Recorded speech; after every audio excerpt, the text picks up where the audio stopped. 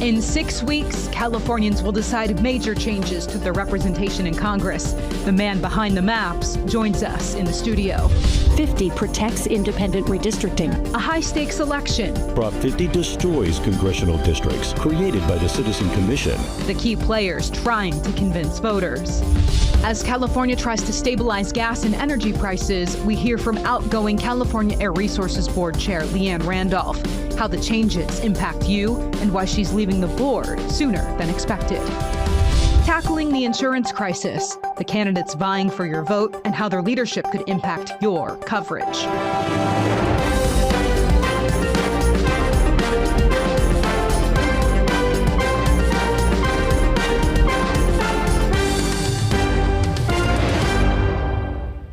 Thank you for joining me for this week's California Politics 360. I'm Ashley Zavala.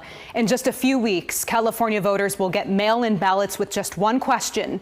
Should California adopt new congressional maps? The proposed map aims to remove Republicans and add 5 Democrats to California's representation in the U.S. House of Representatives. You can see the changes laid out here. On your left, that's what the congressional districts look like today. On the right are the proposed changes. Voters will decide in November if these maps take effect for the next 3 election cycles. Edie Lambert shows us where the campaigns stand. Normally, congressional districts are drawn once every 10 years based on the U.S. Census numbers, but this is not a normal cycle.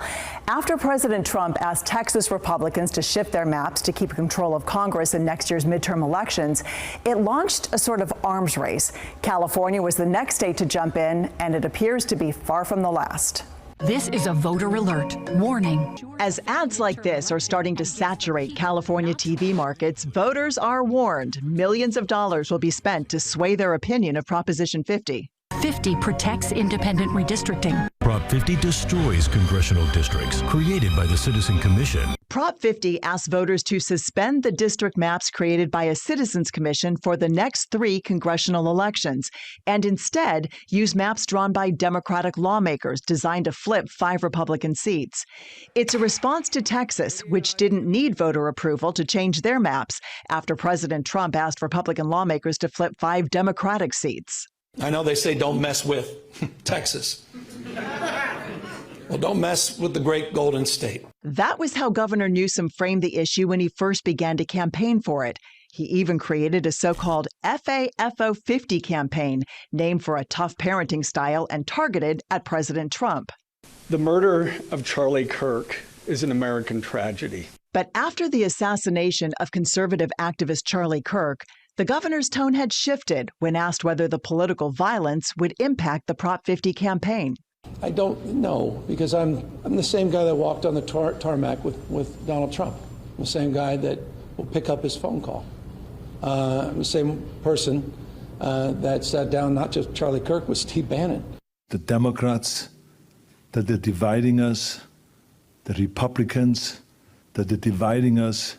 So we're getting hit from so many different angles. A leading figure in the fight against Prop 50 is former Governor Arnold Schwarzenegger, who had pushed hard to create the California Citizens Redistricting Commission back in 2008. This is why it is important for you to vote no on Proposition 50.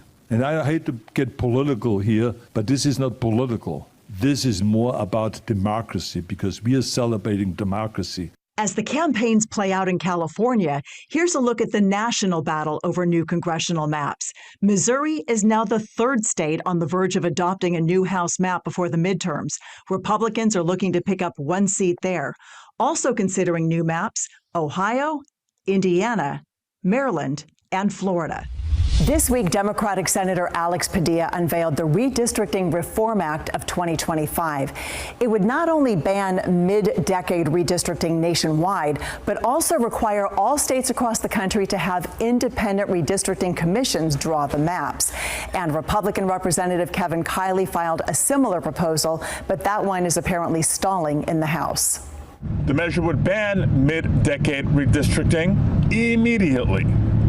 because no one should be able to rewrite the rules in the middle of the cycle. I have people come up to me every single day in the House and saying, thank you for what you're doing. This is exactly what we need. All of these states that you're hearing about that are going to go through redistricting next, supposedly, Indiana, Maryland, Missouri, Florida, their members do not want this. Not the Republicans, not the Democrats. They don't want to upend their entire district all of a sudden, have communities they've been representing for years tossed out, have new communities that they're not familiar with worked in. It's so bad for democracy. But for now, Californians will be voting on the proposed maps, and both sides have raised a combined $58 million for their campaigns. The special election is scheduled for November 4th. Thank you, Edie. I'm joined now by Paul Mitchell, the head of Redistricting Partners. He is the man behind those proposed maps. Paul, thank you so much for making time for us today. So just with you having drawn these maps, Democrats hired your firm Redistricting Partners to do them. Will you be part of the Yes on 50 campaign? Well, no, I'm not actually part of the Yes on 50 campaign. I'm in this capacity working solely as a line drawer. So my firm, Redistricting Partners, has done over 100 local redistrictings in California, cities, counties, school boards. Just on Thursday night, I had a meeting with a local school board in San Jose where they're redrawing their boundaries. So a lot of my work has been in this nonpartisan local redistricting. So when this whole thing came up, and at first, it was more just like trying to push Texas to not do their thing. Right? It was kind of like, if you're going to draw 5 districts, we'll draw 5 districts to counter you. It wasn't even seemingly that it was going to happen. But when we first started looking at it, it was that history of doing local redistricting that brought me to this.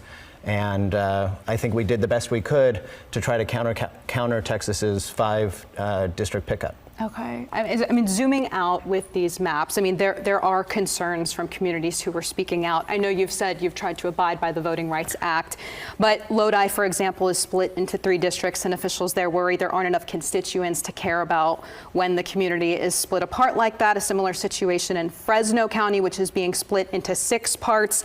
And then ethnic groups, including Asian Americans in Sacramento, Black voters in Stockton, Latino voters in Southern California. How would you respond to those concerns? Well, so first off, there's always communities that are split in redistricting. So we were able to bring the city of Martinez and make it whole in the districting plan. The county of Solano was split. We were able to make that whole. The city of Vacaville was split. We were able to make that whole. So there are actually fewer city splits in this plan than there was in the original commission plan. It goes from 60 city splits statewide to 57. Secondly, with regards to communities of interest like the Asian community, there was a study done by UCLA that actually looked at the districts in total and said that this plan actually improves Asian voting power. And I expect something similar to come out from Latino groups that are looking at analyzing this to determine how it's affecting Latino voting power, particularly in the Central Valley, to positively impact those communities. So there will be always in a redistricting, somebody will say, wait, the district line, the person across the street from me lives in a different district. That's going to happen every redistricting. And every redistricting done by the Citizens Redistricting Commission or the legislature or through this ballot measure is going to have cities that end up getting split. But there's fewer cities split. So objectively, it's actually better on that metric than the existing commission plan. Okay, so you push back against some of the local officials that are saying this. I understand their viewpoint. But I also want to contextualize it, that when you're drawing districts and you have to keep Antioch whole as an example, maybe Antioch in this plan is whole and Lodi is split, and in another decade, maybe Antioch will be split, like the commission split Antioch, and Lodi will be whole. So this happens every redistricting. I understand you've said this is a complicated process. I mean, is this something you would ever do again if asked? Well, first off, I don't think this is ever going to happen again. So this ballot measure, and the reason that it's getting a lot of voter support, it is a temporary set of lines that will go into place, and it goes straight back to the Redistricting Commission in 2031. So I think this is never going to happen again. So I'm not going to be asked to draw districts in this manner ever again. And my entire work, whether it was in local government or doing state redistricting, when I did New York Independent Redistricting Commission twice, or New York City Independent Commission, or LA City Independent Commission, my work has always been in non on partisan redistricting, making sure we're not considering where incumbents live. We're trying to draw districts following the Federal Voting Rights Act, following the State's Fair Maps Act, and using the best guidance and principles and drawing lines. And so that is the core of our business, and that's what I expect our business to be from here on out. Just in general, I mean, what we're seeing play out across the nation, just what do you make of it? Final thoughts? Well, I think it's horrible that we're in a situation where we're having this devolving into a redistricting war nationally. We know where it started. It started with Donald Trump going into Texas and saying, I won Texas by such big numbers, I deserve 5 more congressional districts. And that was the beginning of this movement to try to change the election structure in advance of the midterm elections. Instead of candidates going out and getting lawn signs and doing polling and hiring campaign staff, they're trying to change the entire structure of our elections. So this move is the only way California can push back. And nationally, California is the only state in the position to be able to effectively push back. And that's why it's so important. And it is just a one-time thing. It's temporary. We go right back to the norms of the established redistricting commission, which we all support, as soon as this is all over. All right. Paul Mitchell, we appreciate you for coming in. Thanks for having me. Yeah. All right, well, next on California Politics 360, the outgoing leader of the California Air Resources Board joins me in studio. Her thoughts on recent action at the state capitol and the impact on your energy bills. It's an issue that impacts all Californians. For years, the price of power has risen dramatically, and it's impacted families trying to keep the lights on. In a report by the California Public Advocate's Office, it shows the price of electricity for PG&E has risen more than 100% in the last decade. And they aren't alone. Southern California Edison and San Diego Gas and Electric have also raised their rates.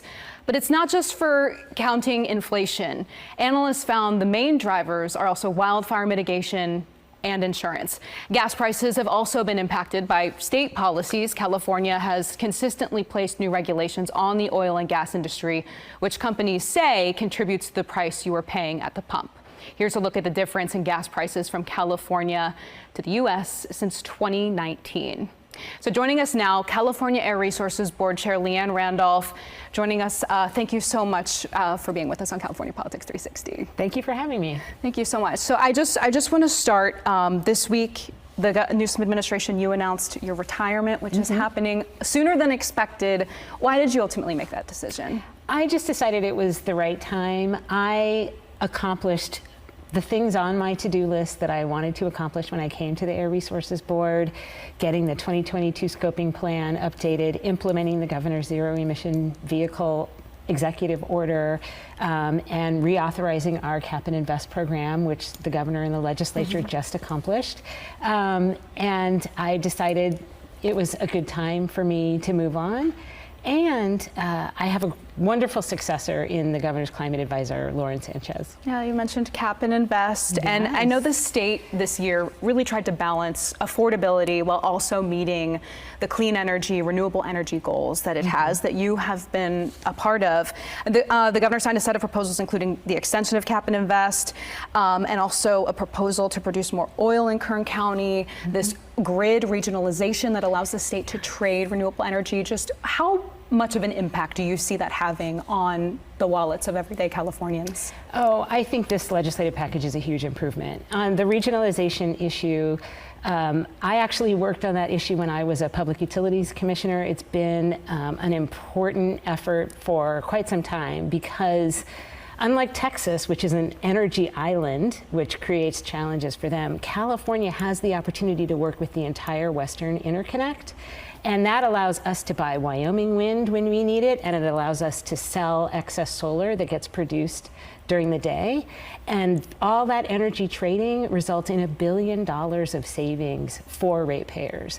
So it's just it's a much more environmentally friendly and much more efficient way to get our energy. The bill that was included in that set of proposals allows for more oil production in Kern County. I mean, just from the clean air perspective, was that something that frustrated you, or were you on board with that? I thought actually it was a really important step for a couple of reasons. First, Kern County has been working for 10 years on an extensive environmental review document, and that had gotten tied up in litigation. And, you know, as the governor and the legislature have been trying to work on, we need to make sure that we do the appropriate environmental review. But when that's completed, we need to be able to move on and build projects that do the right things. So the fact that there was a robust environmental document was very important. The fact that the document requires drilling to be done outside of the health protective zones, which protect residents, schools, daycare centers from drilling, which is a really important legislative accomplishment that the legislature and the governor did a few years ago. The fact that that is in place means that the crude will be extracted with environmentally protective measures. And several refineries in California are optimized to produce California crude. That is the most efficient type of crude for them.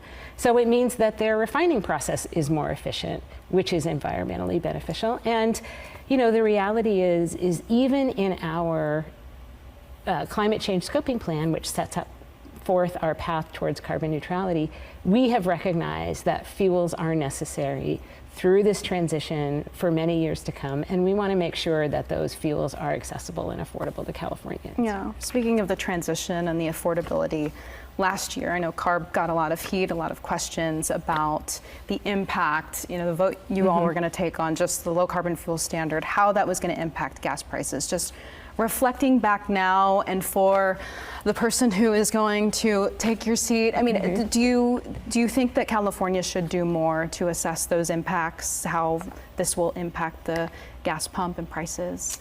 You know, the regulatory process requires a really robust economic analysis, which CARB did, and I think that information is sufficient to allow us to really assess the economic benefits and the potential economic impacts of these policies. And what we have shown consistently with our key environmental programs is that there's always concerns that they're going to be, you know, crazy expensive.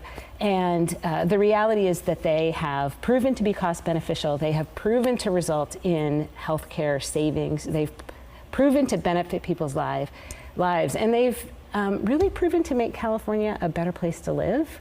And so that's what we see as the goals of continuing our climate change and air quality progress. All right, Chair Randolph, we appreciate you for coming in. Thank you so much for being with us. All right, thank you, Ashley. All right, well, next, a look at the race for insurance commissioner coming up.